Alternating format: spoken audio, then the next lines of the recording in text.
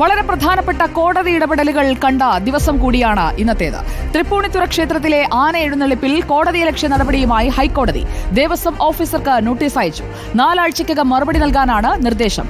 മാർഗനിർദ്ദേശങ്ങൾ ലംഘിച്ച് ആന എഴുന്നള്ളത്ത് നടത്തിയതിലാണ് നടപടി. ശ്യാം ദേവരാജ് ലീഗൽ കറസ്പോണ്ടന്റ് നമുക്കൊപ്പം എത്തുന്നു. തത്സമയം ശ്യാം ദേവരാജ്, തൃപ്പൂണിത്തുറ ക്ഷേത്രത്തിലെ ആന എഴുന്നള്ളിപ്പിൽ ഹൈക്കോടതി ചില കർശന വിമർശനങ്ങൾ ഉന്നയിക്കുക മാത്രമല്ല നടപടികളിലേക്കും കടന്നിരിക്കുകയാണ്. എന്തൊക്കെയാണ് ഇന്ന് കോടതിയിൽ നടന്നത്? സുജയപാർവതി, തൃപ്പൂണിത്തുറ പൂർണ്ണത്രയീശ ക്ഷേത്രത്തിലെ 3ാമത്തെ ദിനത്തിലാണ് ആന എഴുന്നള്ളിപ്പിൽ മാർഗനിർദ്ദേശങ്ങളുടെ ലംഘനം ഉണ്ടായത്. ഹൈക്കോടതിയുടെ മാർഗനിർദ്ദേശങ്ങളാണ് ലംഘിച്ചത്. ഇതിൽ ഈ തൃപ്പൂണിത്തുറ ക്ഷേത്രത്തിലെ ദേവസ്വം ഓഫീസറെ ഹൈക്കോടതി വിളിച്ചു വരുത്തിയിരുന്നു. തുടർന്ന് നേരിട്ട് വിശദീകരണം തേടി.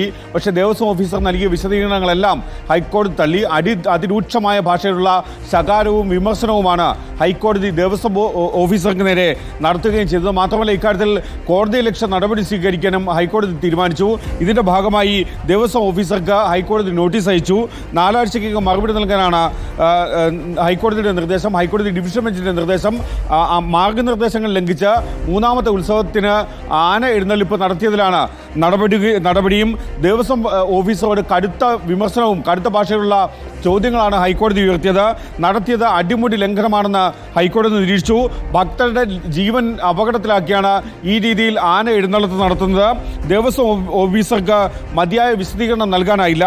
ദേവസ്വം ഓഫീസറുടെ വിശദീകരണം അതുകൊണ്ട് തന്നെ ഹൈക്കോടതി തള്ളുകയും ചെയ്തു. ഇത്തരം കാര്യങ്ങളോട് ഒരു രീതിയിലുള്ള വിട്ടുവീഴ്ചയില്ല എന്നും ഹൈക്കോടതി വ്യക്തമാക്കുകയും ചെയ്തു. ദേവസ്വം ഓഫീസറുടെ ചുമതലകൾ എന്തൊക്കെയാണെന്നും ഹൈക്കോടതിയുടെ ഇത്തരം മാർഗനിർദ്ദേശങ്ങൾ വന്നാൽ അതിന്മേൽ എന്ത് നടപടി സ്വീകരിക്കും, നിലപാട് സ്വീകരിക്കുമെന്നും ദേവസ്വം ഓഫീസറോട് ചോദിച്ചു.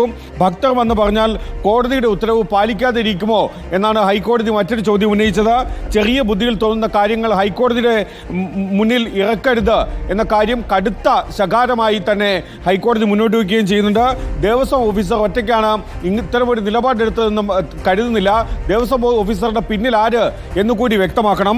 സത്യവാങ്മൂലത്തിൽ ഈ രീതിയിലുള്ള വിശദീകരണം നൽകാൻ മഴ പെയ്തതുകൊണ്ട് ആളുകൾ ഒരുമിച്ച് കൂടിയതുകൊണ്ടുമാണ്, ഭക്തജനങ്ങളുടെ തിരക്കുള്ളതുകൊണ്ടുമാണ് ആനകളെ പന്തലിലേക്ക് മാറ്റിയത് എന്ന വിശദീകരണം നൽകാൻ ആരാണ് പറഞ്ഞതെന്നും ഹൈക്കോടതി ചോദിച്ചു. ദേവസ്വം ഓഫീസർക്ക് സാമാന്യ ബുദ്ധിയുണ്ടോ എന്നായിരുന്നു ഹൈക്കോടതിയുടെ മറ്റൊരു ചോദ്യം. മഴയും ആൾക്കൂട്ടവും മൂലമാണ് മാർഗനിർദ്ദേശങ്ങൾ ലംഘിച്ചതെന്ന വാദം ഹൈക്കോടതി സമ്പൂർണ്ണമായും തള്ളുകയും ചെയ്തു. മഴയും ആൾക്കൂട്ടവും വരുമ്പോൾ അപകടമുണ്ടാകാതിരിക്കാനാണ് മാർഗനിർദ്ദേശങ്ങളെന്നാണ് ഹൈക്കോടതി നിരീക്ഷിച്ചത്. ഇത്തരമൊരു ദുരന്തമുണ്ടായാൽ ആരാണ് അതിന് ഉത്തരവാദിയെന്ന് ചോദിച്ചു. വരാനിരിക്കുന്ന കോടതിയലക്ഷ്യ നടപടികളെ സംബന്ധിച്ചും കോടതി പറഞ്ഞത് ഇങ്ങനെയാണ്: വരാനിരിക്കുന്ന പൂരം കാണാൻ പോകുന്നത് ഇതിന് പിന്നിൽ നിൽക്കുന്ന ആളുകളല്ല, താങ്കളാണ്, ദേവസ്വം ഓഫീസർക്കാണ് എന്ന കാര്യം കൂടി ഹൈക്കോടതി വ്യക്തമാക്കുകയും ചെയ്തു.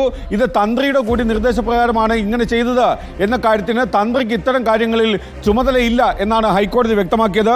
ഉത്സവാദി ചടങ്ങുകൾ നടത്താനുള്ള തന്ത്രി മറ്റു കാര്യങ്ങൾ ബിംബത്തിന് ചൈതന്യം നൽകുന്ന ഉൾപ്പെടെയുള്ള കാര്യങ്ങൾക്കാണ്, അതാണ് തന്ത്രിയുടെ ചുമതല എന്ന കാര്യം കൂടി ഓഫീസറോട് സാമാന്യ ബുദ്ധി ഉണ്ടോ എന്നാണ് ഹൈക്കോടതി ചോദിച്ചത്. അതുതന്നെ ഒരു പ്രധാന ചോദ്യമായി തന്നെ അവിടെ നിൽക്കുകയാണ്. ദേവസ്വം ഓഫീസർക്കെതിരെ നിങ്ങൾക്ക് പിന്നിൽ ആരാണ് എന്ന് കോടതി ചോദിക്കുന്നു. ചെറിയ ബുദ്ധിയിൽ തോന്നുന്ന കാര്യങ്ങൾ ഇവിടെ ഇറക്കാൻ നിൽക്കരുത്. അഫിഡവിറ്റ് സ്വീകരിച്ചിട്ടില്ല, സത്യവാങ്മൂലം അംഗീകരിക്കില്ല എന്ന് കോടതി വ്യക്തമാക്കുന്ന സാഹചര്യമാണ് നമ്മളവിടെ കാണുന്നത്. 4 ആഴ്ചയ്ക്കുള്ളിൽ മറുപടി പറയണം എന്നതാണ് കോടതി ഇപ്പോൾ മുന്നോട്ട് വെച്ചിരിക്കുന്ന നിർദ്ദേശം. ശ്യാം ദേവരാജാണ് അപ്ഡേറ്റുകളുമായി നമുക്കൊപ്പം ചേർന്നത്.